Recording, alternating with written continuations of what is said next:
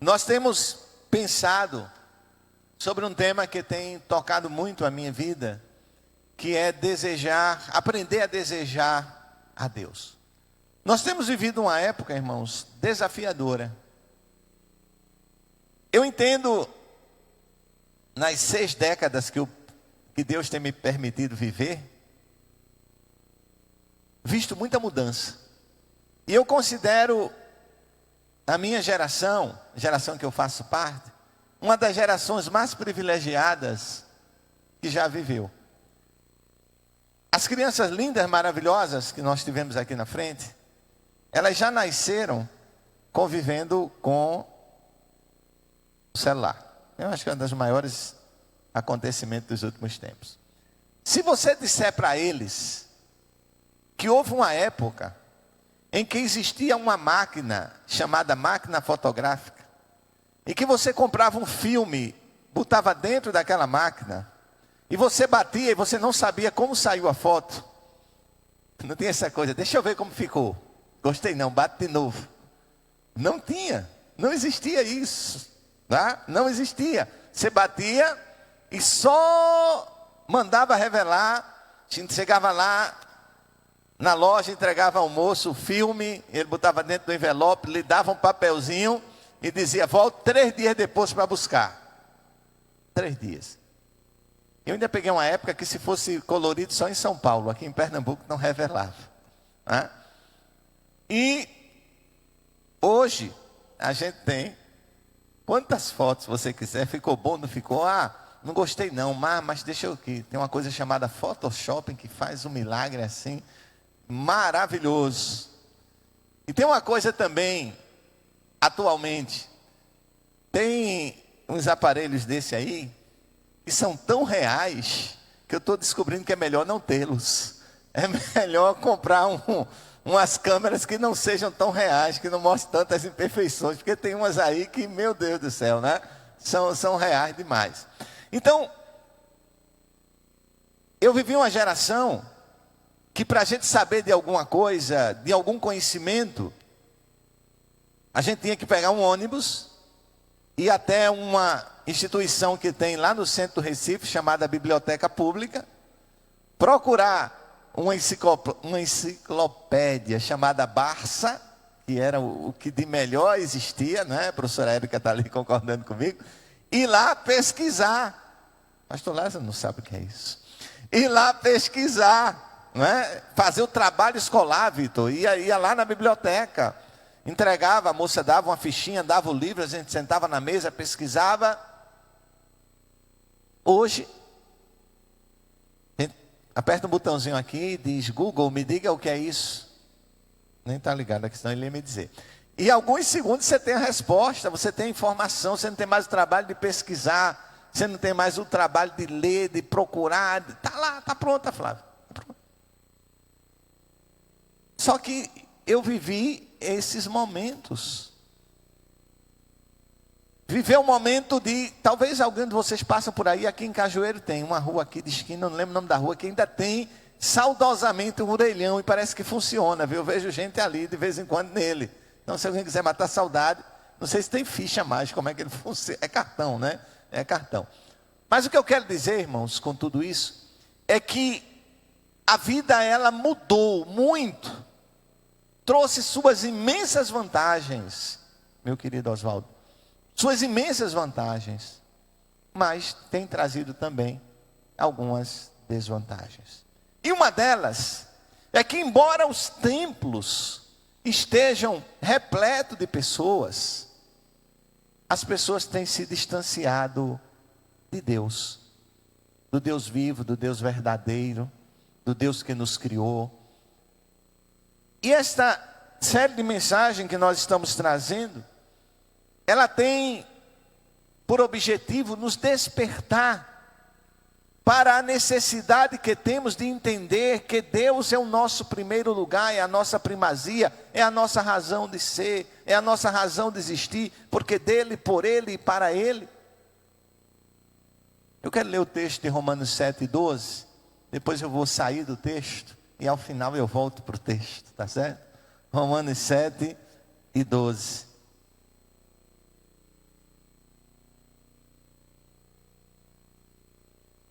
Romanos 7:12. Vou encontrar aqui agora. Vamos ler juntos, igreja? E assim a lei é santa, e o mandamento santo, justo e bom. Você conhece a história narrada lá no Gênesis de Ló? Ló, sobrinho de Abraão. Ló que resolve atender ao convite de Abraão quando Deus chamou Abraão e parte para uma terra desconhecida. Ló que partilha da prosperidade de Abraão. Ló que prospera de uma maneira tal que chega uma hora que Abraão diz: não dá mais para nós dois estarmos juntos. Escolhe para onde você ir, o lado que você for eu vou para o outro. E Ló escolhe, Ló vai. E Ló termina a sua jornada numa terra chamada Sodoma e Gomorra. E a Bíblia nos relata que esta era uma terra de tamanha depravação, tamanho distanciamento de Deus, de uma forma em que Deus resolve destruir aquela terra.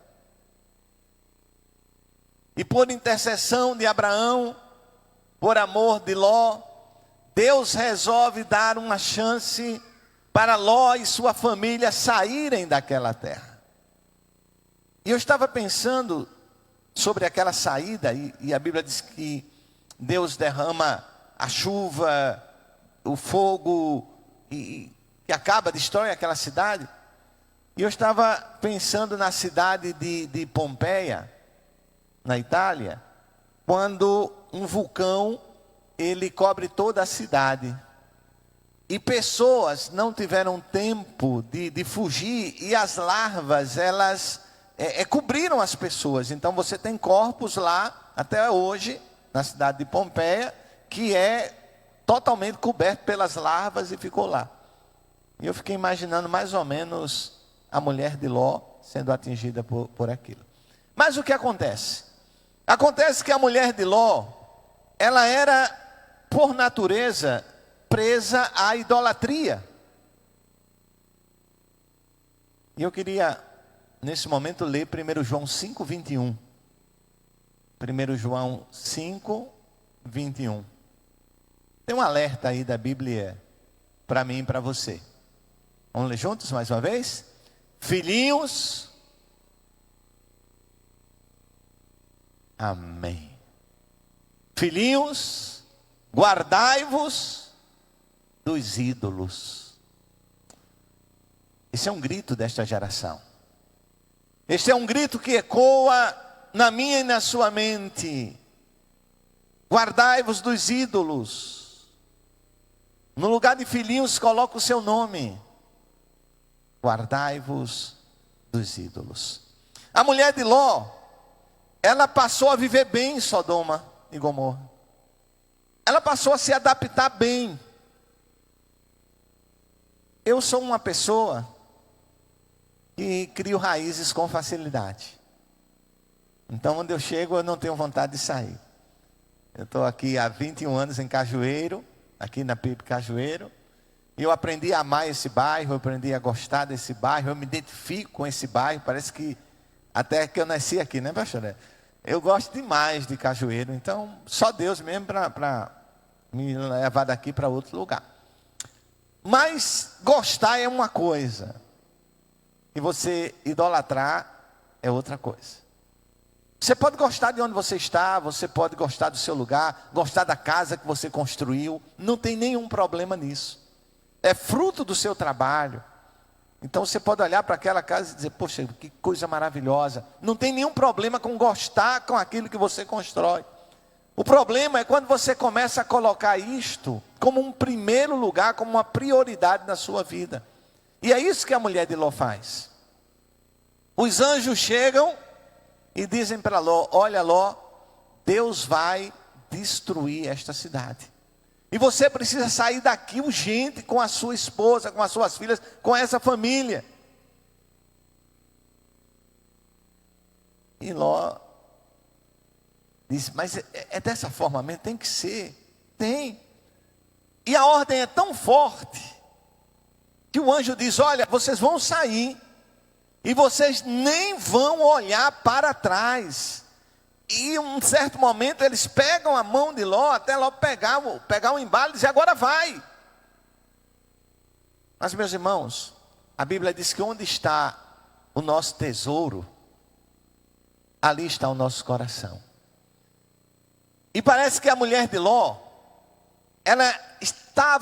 o seu coração estava totalmente ali. E ela não queria, em hipótese alguma, deixar aquele lugar, deixar aquela terra. E a ordem recebida era: não olhe para trás. Não olhe para trás. Se você for observar, está lá em Gênesis 17, eu acho, 27. Se você for olhar o texto, você vai ver que Ló ia na frente, e ela não acompanhou Ló, ela ia atrás de Ló, como aquela coisa de quem não quer ir. E ela se volta, ela olha para trás. O coração dela estava naquela cidade. Um ato pode dizer muito sobre o caráter de alguém. Uma atitude pode dizer muito sobre o caráter de alguém. Um olhar, ele pode revelar o coração. E aquele olhar da mulher de Ló naquela hora revelava onde estava o coração dela.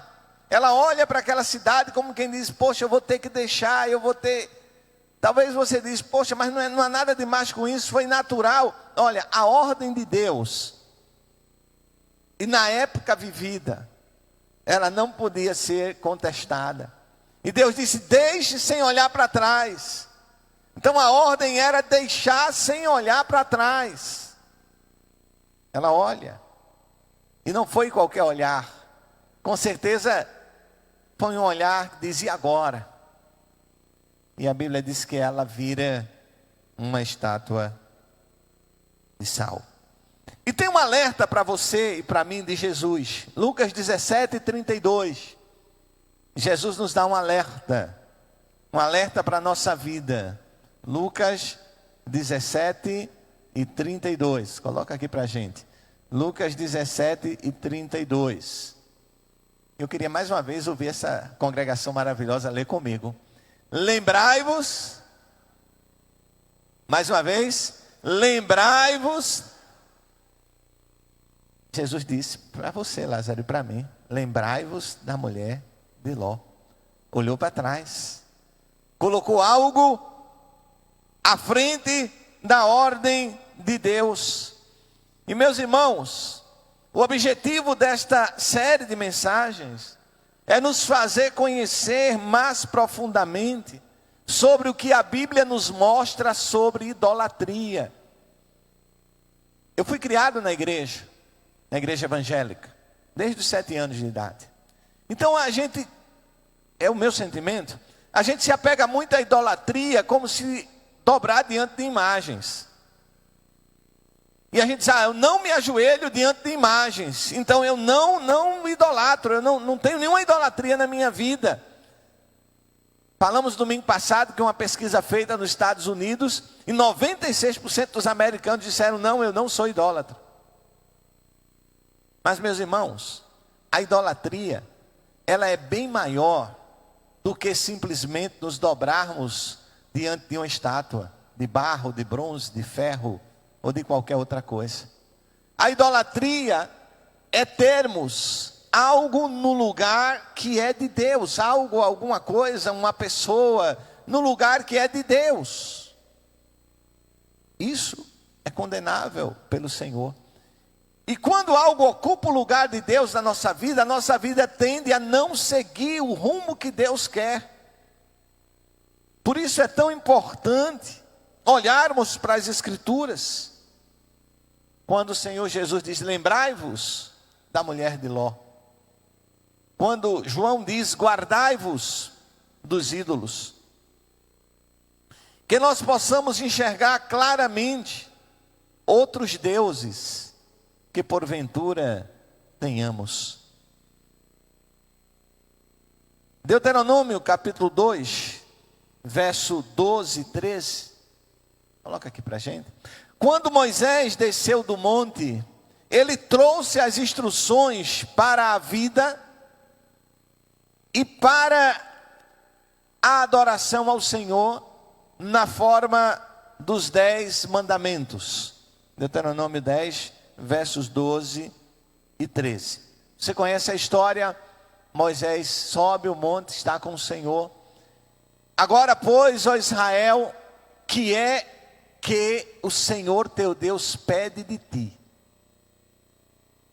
Agora, pois, ó Israel, que é que o Senhor teu Deus pede de ti? Senão que temas o Senhor teu Deus, que andes em todos os seus caminhos, e o ames, e sirvais ao Senhor teu Deus com todo o teu coração, com toda a tua alma, que guardes os mandamentos do Senhor e os seus estatutos, que hoje te ordeno para o teu bem. Obedecer a Deus é bom para o ser humano, para a humanidade. Ser moralmente certo nos deixam em paz. Veja o que nos diz Tiago no capítulo 1 e versículo 25. Ou seja, seguir aquilo que Deus tem para a nossa vida. Tiago diz: aquele, porém, que atenta bem para a lei perfeita da liberdade, e nisso persevera, não sendo ouvinte esquecido, mas fazedor da obra, esse tal será bem-aventurado no seu feito. Irmãos, que texto, que texto. Aquele ou aquela, porém, que atenta bem para a lei perfeita. E aí eu vou para o Salmo 19, a lei do Senhor é perfeita e restaura a alma. O testemunho do Senhor é verdadeiro e dá sabedoria aos simples. São mais desejáveis do que o ouro, mais do que muito ouro depurado. Será que nós hoje desejamos mais a palavra do Senhor do que os bens desta terra?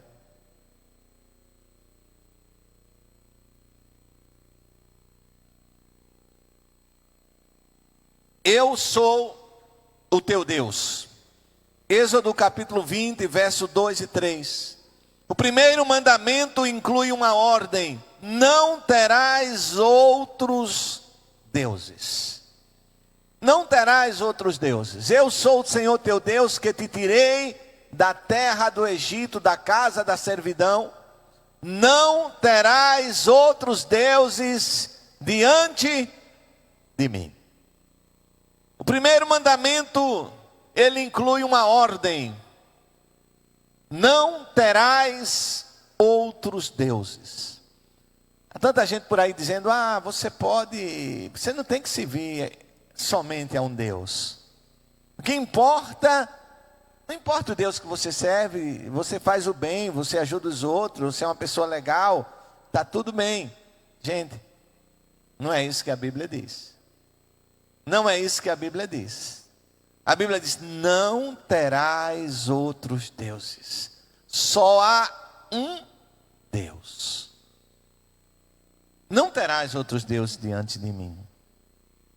Eu sou o Senhor teu Deus. Veja o que diz Isaías 44, versos 6 e 7. Isaías 44, versos 6 e 7. Vou te convidar você a ler comigo também. Assim diz o Senhor e seu Redentor: eu sou o primeiro e fora de mim. Aleluia. Verso seguinte: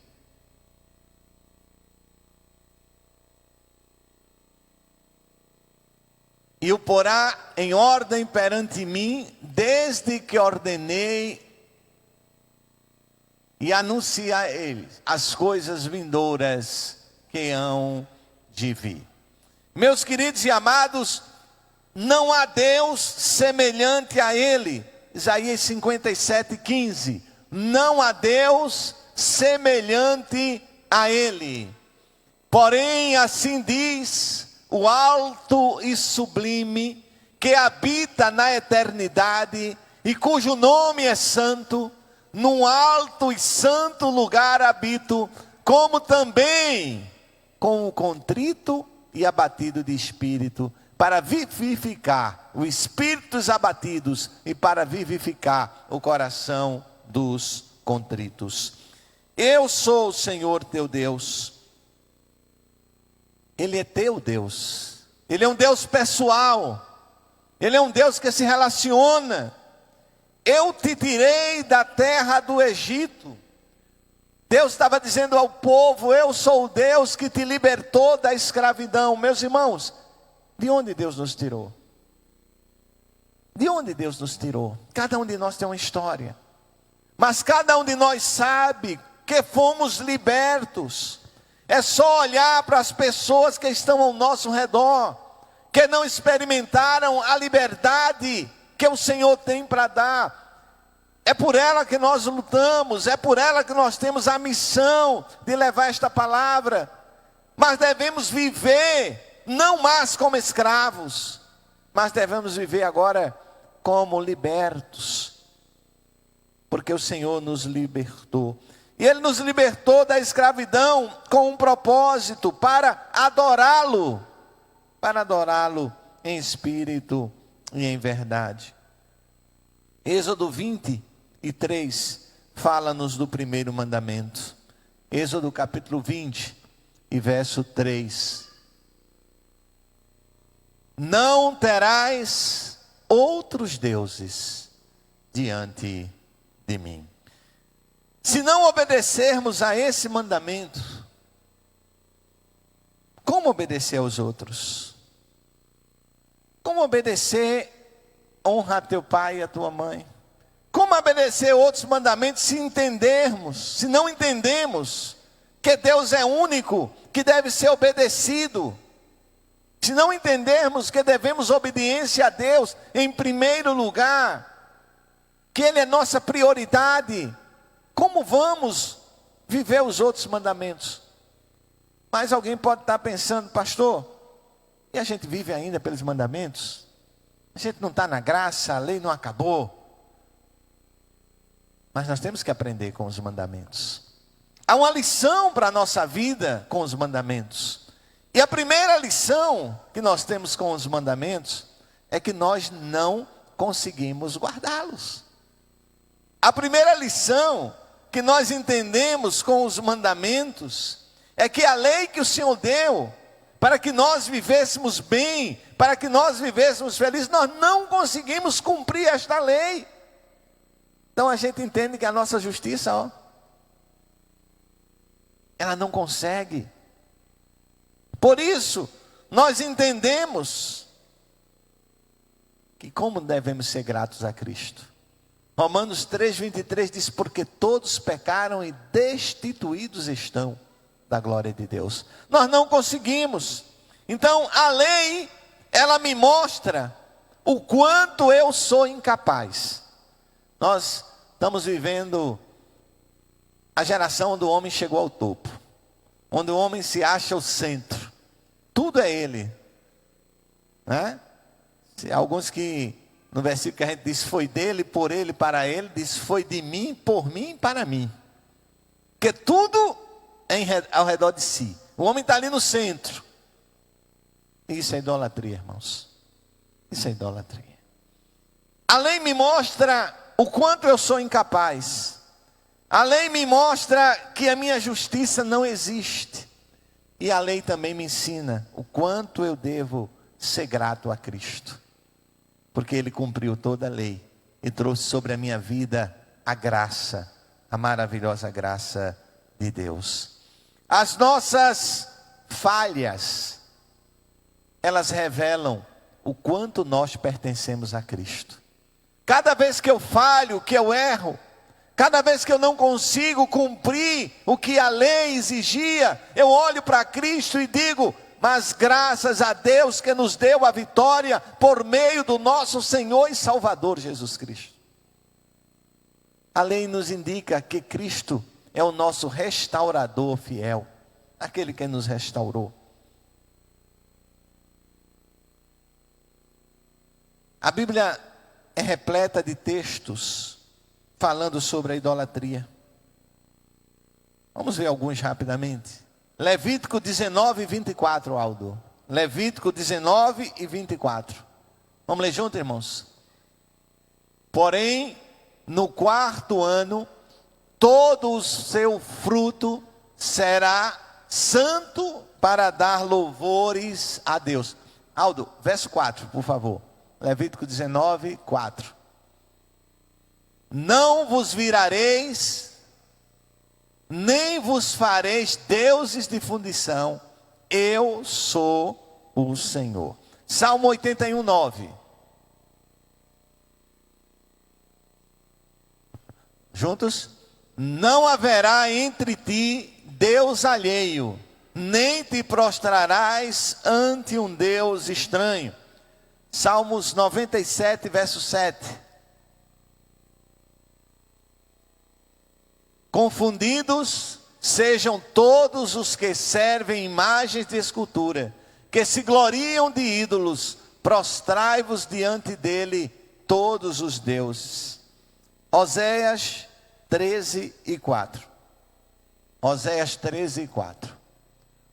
Todavia, eu sou o Senhor teu Deus, portanto, porque não há Salvador senão eu. Aleluia. Isso textos no Antigo. Vamos para o Novo Testamento. Mateus 4:10.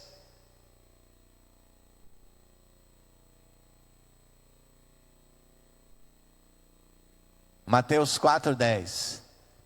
Então disse-lhe Jesus: vai-te, Satanás, porque está escrito: ao Senhor teu Deus adorarás, e só a Ele servirás. 1 Coríntios 5:11. Mas agora vos escrevi que não vos associeis com aquele que, dizendo-se irmão, for fornicador, ou avarento, ou idólatra, ou maldizente, ou beberrão, ou roubador, com o tal nem ainda comais. Gálatas 5:19, não vou ler, mas uma das obras da carne é a idolatria. E 1 João 5:21, que nós já lemos, não é? Coloca aí o 20, Aldo. 5:20, Gálatas 5:20. Obras da carne, olha aí, idolatria. É uma obra da carne. Meus irmãos, voltando a Romanos 7:12.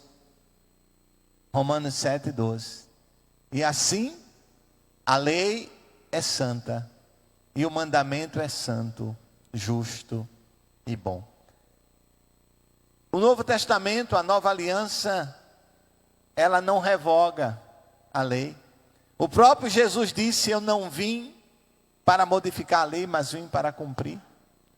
Mas o Novo Testamento nos mostra que a lei é santa, o mandamento é justo. Ou seja, nós precisamos viver Cristo, porque Ele cumpriu a lei.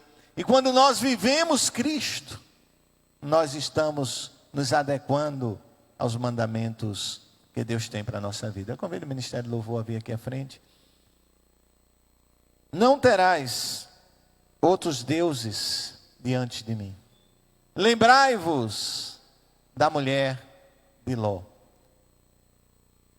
Vou convidar a igreja a ficar de pé nesse instante, aqueles que podem, né? Se você tem algum desconforto aí na saúde, fica sentado, não tem nenhum problema não. Se você trabalhou o dia todo ontem, está cansado, fica sentado também. Se a idade já não te permite ficar de pé, fica sentado também, não tem nenhum problema. Deixa teu coração em pé. Mas se você pode ficar de pé, fica. Porque você está diante do Deus que é provedor de todas as coisas.